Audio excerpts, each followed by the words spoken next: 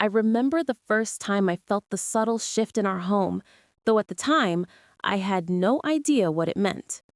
My name is Jessica Miller, and at the start of this story, I was what most people would call the perfect wife and mother. I woke up early, made breakfast for my kids, Emily and Max, packed their lunches, kissed them goodbye, and then rushed off to my job. My husband, Ryan, was already gone, off to his big corporate meetings, always leaving me behind to handle the chaos of everyday life. I loved him more than I could ever put into words. I believed in us. I believed that what we had, our family, our home, our routines, was unbreakable. But there were tiny cracks, little things that I tried to ignore. A sudden late night text he'd hide from me, a phone call he'd end abruptly when I walked in the room, the subtle tension in his voice when he spoke to me. At first, I brushed it off as stress, work pressure, or just normal married life. Then came the night I couldn't ignore it anymore. I'd stayed up late trying to finish some work on my laptop while Ryan was supposedly in a meeting. That's when I saw it, a message notification pop up on his phone. I don't know what made me look, maybe curiosity or a gut feeling, but I saw a message from a woman I didn't know. It wasn't just casual flirting.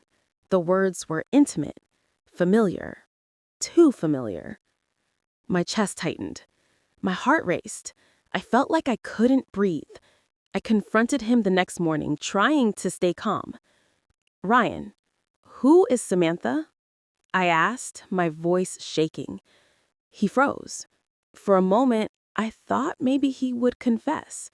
But then he smiled, that smile I once thought was irresistible, and said, "What are you talking about, Jess? Just a friend from work." But I knew better. Over the next few days, I started noticing more signs. Hidden calls, late nights at the office, sudden trips I wasn't invited to, and the way he would avoid my eyes when I asked questions. My friends noticed it too. "Jess, are you sure he's faithful?" they would ask. I wanted to believe him, but the doubt had already rooted itself deep inside me. It all came crashing down one evening. I had come home early from work, hoping to surprise him, hoping maybe it was all just paranoia. But when I opened the door, I saw them, Ryan and Samantha, laughing in the living room. Too close, too comfortable. Emily and Max were upstairs, unaware, laughing along with the cartoon show, and my stomach dropped. That moment, it's etched in my memory forever. I didn't say a word. I turned around and left, my heart breaking, my mind spinning. I knew then that my life as I knew it was over. That night, I cried until I couldn't anymore, thinking about the life I had built, the love I had given, and how it was all crumbling in front of me. But I didn't realize that was just the beginning of the nightmare. The next morning, I tried to act normal, though my chest still ached from the night before. Ryan didn't mention anything about the woman I had seen. He was calm, even charming, pretending as if nothing had happened. I kept thinking maybe I could talk to him, maybe we could fix things.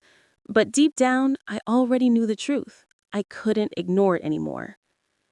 Finally, I confronted him directly at breakfast, my hands trembling as I poured coffee into my cup. "Ryan, I saw you yesterday. With her. Samantha." He looked up at me, his eyes widening just slightly, but then he smiled, that same infuriatingly confident smile. "Jessica, you're imagining things. You must be stressed. I've told you, work has been insane." My heart sank. I wanted to scream, to shake him until he admitted it. But I stayed calm. I had to. "Ryan, don't lie to me. I saw you. I saw how comfortable you were with her in my own living room. Do you even realize what you're doing to this family?" He leaned back in his chair, crossing his arms, and said, "Jess, maybe we're not meant to be happy like we thought. Maybe we've grown apart." It felt like someone had punched me in the stomach. After everything, after all the years I had poured into our family, he was saying it so casually. That was the moment I realized he didn't care. He had made his choice, and it wasn't me. Within a week, I found a stack of papers on the counter. Divorce papers. Full custody of the kids. Signed by a lawyer I had never met. I couldn't believe it. How could he do this so quickly, so coldly? I called him, demanded answers, but he just smiled through the phone, saying, "It's for the best, Jess. You'll understand someday." I didn't understand. I couldn't. I felt like my entire world had collapsed. And worst of all, I was losing my children, my heart, my reason for living, to the man who had betrayed me. The court dates were brutal. Ryan had a team of lawyers, polished and prepared, and I had me, just me, my fury, and a stack of documents I had barely begun to organize. Every word he said in that courtroom felt like a dagger twisting in my chest. He painted me as the unstable, over-emotional wife, making me look like the villain in my own story. Your Honor, Jessica has made every choice in this marriage about herself. She cannot provide the stability our children need. I wanted to scream. I wanted to throw my chair across the room. But instead, I sat there, hands clenched, my mind racing for a way out. How could he lie so effortlessly? How could he betray me, cheat on me, and yet still appear as the devoted father? The judge nodded, making notes. My stomach dropped with every word. I tried to present my case, bringing up his affair, the hidden texts I had saved, the nights he came home late pretending to work. But Ryan's charm, his carefully controlled image, overshadowed everything. By the end of the first hearing, I felt defeated. The judge granted him primary custody, giving me limited visitation. I would see Emily and Max only every other weekend. Driving home that day, I cried silently in my car, gripping the steering wheel until my knuckles turned white. I felt powerless, robbed not just of my children, but of the life I had worked so hard to build. Ryan called that night, casually, like nothing had happened. "Relax, Jess," he said. "The kids will be fine. You'll see them soon enough." I wanted to throw the phone across the room, but instead I hung up and sat in silence. And then a thought hit me, a thought that made my heart race with both fear and exhilaration. He thought he had won. He thought he could take everything from me and walk away unscathed. But he had underestimated me. That night, I began to plan. I started keeping detailed notes of everything, every lie, every hidden transaction, every secret he had. I began checking our financial records, his work habits, and even subtle things he thought I wouldn't notice. I wasn't just going to fight for my children in court anymore. I was going to fight back in a way he would never see coming. But I had to be careful. One wrong move and I could lose everything. One misstep and he would use it against me. I started meeting with the lawyer I trusted privately, someone who could guide me without alerting him. And slowly, meticulously, I began gathering the evidence I would need, not just to reclaim my children, but to make Ryan pay for every lie, every betrayal. The first breakthrough came unexpectedly. While reviewing some of his financial documents, I noticed irregularities. Transactions to a company I had never heard of, deposits and withdrawals that didn't make sense. My pulse quickened. This wasn't just about infidelity anymore. Ryan was hiding something much bigger, something that could destroy him if I played my cards right. I knew then that my journey had truly begun. I wasn't just a mother fighting for her kids. I was a woman who had been underestimated, betrayed, and pushed to the edge. And I was going to make sure that when the truth came out, Ryan's carefully constructed world would crumble completely. Little did I know, the deeper I dug, the darker and more shocking the secrets would become. Moving out was harder than I ever imagined. Packing up years of memories, family photos, and the little things that made a house a home felt like tearing off pieces of my own heart. Ryan barely flinched when I left. He didn't even say goodbye, as if my absence was expected and deserved. I found a small apartment not far from the kids' school, enough space for me to breathe, to start over. But the silence there was deafening. No laughter, no little footsteps running down the hall, no cheerful chaos at the breakfast table. Just the constant reminder of what I had lost. I felt broken, but somewhere deep inside, a flicker of determination ignited. The first few weeks were the hardest. Every night I would sit on the couch, staring at the walls, thinking about Ryan and how easily he had discarded me. I replayed every conversation, every hidden glance, every subtle betrayal, trying to figure out where I had gone wrong. But slowly, the anger began to shift. It wasn't self-directed anymore. It was focused outward, toward him, toward the people who had sided with him, and toward the injustice that had stripped me of my children. That's when I made my first real move. I started documenting everything. His calls, his strange work trips, inconsistencies in the stories he told the kids, even the way he tried to turn Emily and Max against me.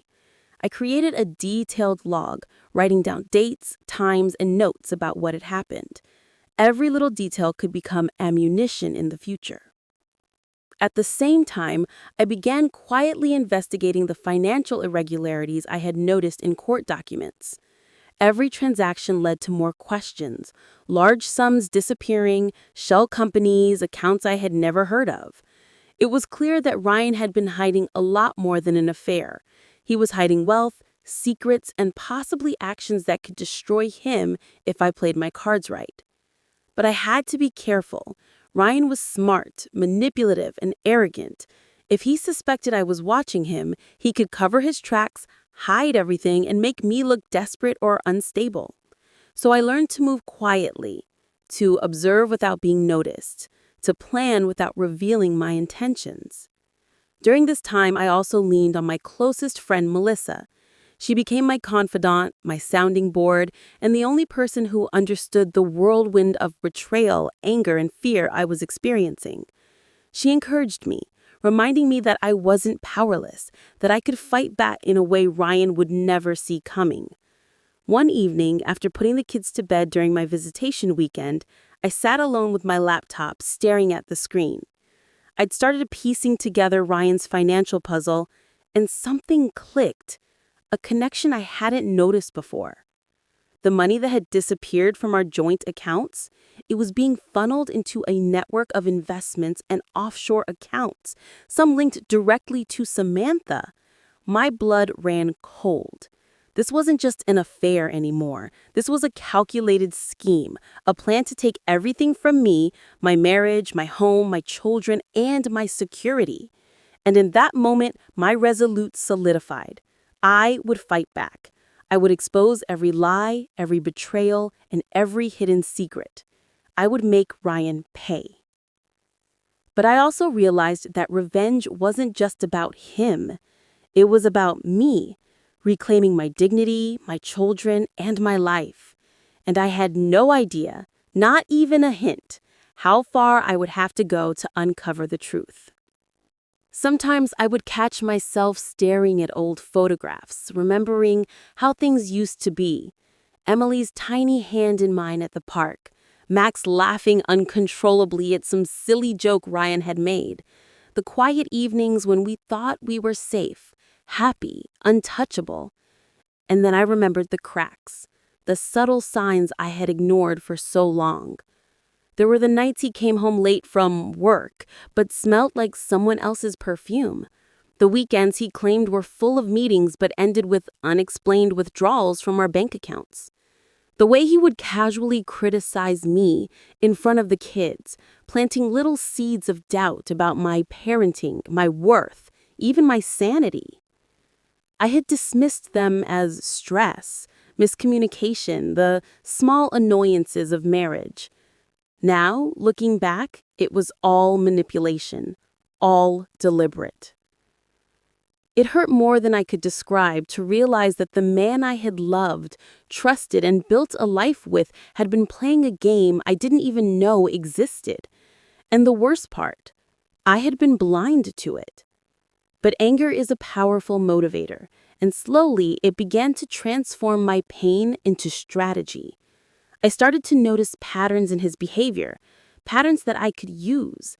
He was meticulous but predictable, arrogant but careless when he thought no one was watching.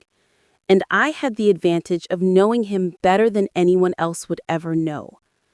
I began gathering small pieces of evidence, emails he thought I wouldn't see, receipts, photos, inconsistencies in the stories he told the kids, even the way he handled his so-called friends at work, how easily he lied to maintain appearances. Every small detail was a thread I could pull to unravel the tapestry he had so carefully woven around our lives. It wasn't easy. Every step felt like walking a tightrope. One wrong move, one moment of exposure, and I could lose what little access I still had to Emily and Max. But the fire inside me was growing stronger, fueled by the memory of his smirk when he handed me the divorce papers, his smug confidence that he had already won. And then, one night, something happened that changed everything. I was going through a folder of old bank statements, comparing them to transactions he had made in the last few months. That's when I saw it. An account in Samantha's name, a large, regular deposit coming from our joint accounts. My heart raced. It wasn't just infidelity anymore. It was theft, manipulation, a carefully orchestrated plan to take everything from me. I leaned back in my chair, staring at the ceiling, and made a decision. I wouldn't just fight him in court anymore.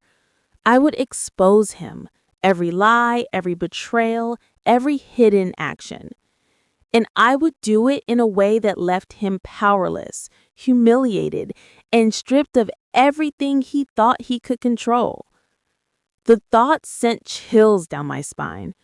But alongside the fear was an exhilarating sense of clarity. For the first time since the divorce, I felt like I had the upper hand. And I knew, deep in my bones, that the reckoning was coming.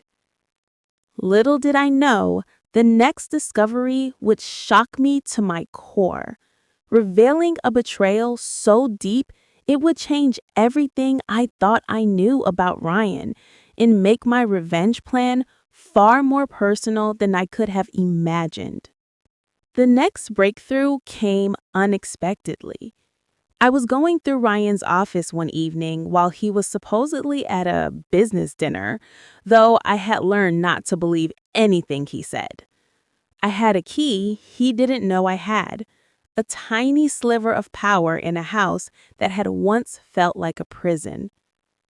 I opened a drawer I had seen him lock before and found a stack of files, neatly organized. My hands trembled as I sifted through them. What I found made my blood run cold. Hidden accounts, offshore investments, and receipts that didn't make any sense. Large sums of money disappearing under names I didn't recognize. Some were in Samantha's name, but others were under aliases, corporations he had set up without my knowledge. It wasn't just about cheating anymore. This was a calculated scheme to strip me of everything. Our house, my savings, my security. Every carefully hidden dollar was part of a plan he thought I would never uncover. And now, I had the proof. I sat there for a long time, staring at the files, the weight of what I had discovered pressing down on me. I could feel the anger building inside, hot and burning, but alongside it was something else: clarity. I knew exactly what I had to do. I wouldn't just be the wronged ex-wife anymore. I would be the one holding the cards. Over the next few weeks, I became meticulous. I scanned everything, organized every receipt, account statement, and email. I began creating a timeline, connecting the dots between his affair, his hidden accounts, and the money he siphoned away from our life together. Every piece of evidence I collected was another step toward leveling the playing field. I also started reaching out discreetly to people who could help me: lawyers, financial experts, even an insider from Ryan's company who owed me a favor from years ago. I was building a network, quietly and carefully, so that when the time came, I would have everything I needed to expose him fully. The plan wasn't just about revenge, it was about justice. I wanted my children back, my life back, and I wanted him to face the consequences of the person he truly was. And the more I dug, the more I realized just how much he had underestimated me. He thought I was weak, emotional, incapable. But now I was methodical, patient, and fueled by every betrayal I had endured. One night, I sat in my small apartment, Emily and Max asleep in their respective rooms, and I looked over the files spread across my table. A slow, determined smile crept over my face. Ryan had built a perfect facade, a successful, charming man with a loving family. But I had seen behind it, and I knew exactly how to tear it down. I didn't know all the dangers ahead or how long it would take, but I did know one thing. When the truth came out, his world would fall apart, and I would be there, watching, knowing that I had survived his betrayal and that I had won in a way he never imagined. Little did I know, the next move I made would uncover a betrayal even deeper than the affair and financial deceit. Something so shocking, it would change everything about Ryan and force him into a corner he could never escape. I knew I couldn't do it alone. Ryan was careful, calculated, and surrounded by people who would protect him without question. If I wanted to bring him down, I needed someone on the inside, someone who could give me information I couldn't reach on my own. That's when I remembered Claire, one of his assistants at the office. She had always been quiet, efficient, and observant. Over the years, I had helped her out of a few tricky situations at work, and I knew she had her own frustrations with Ryan. Carefully, I reached out under the guise of casual conversation. Slowly, she began to trust me, and eventually she admitted she had seen things: documents, transactions, meetings that didn't make sense. It was risky, of course. If Ryan suspected anything, he would cut Claire off immediately, and I would lose my connection. But we were careful. Every meeting was discreet, every conversation coded. And little by little, she provided me with pieces of the puzzle I couldn't have found alone. Emails to hidden accounts, contracts signed under fake names, and hints at the full extent of his schemes. The more I learned, the angrier I became. Ryan wasn't just unfaithful, he had manipulated and lied to everyone around him: our family, our friends, even the people he claimed to care about. His arrogance was staggering. He truly believed he was untouchable. And that arrogance became my advantage. I started planning a series of moves, small at first, that would quietly destabilize him. A misfiled report here, a leaked email there. Enough to make him nervous, enough to make him slip. Every little misstep I orchestrated was carefully documented so that when the time came, I could prove it all. But then came the shock. While reviewing some of the documents Claire had provided, I noticed a pattern I hadn't expected. There were references to another person, another child, someone Ryan had never mentioned to me. My heart skipped a beat. Could it be true? Had he been hiding more than just an affair? I confronted Claire cautiously. "Do you know anything about this child?" I asked, trying to keep my voice calm. She hesitated, then whispered, "Yes, I think he's been hiding a secret. Something big. Something he didn't want anyone to know."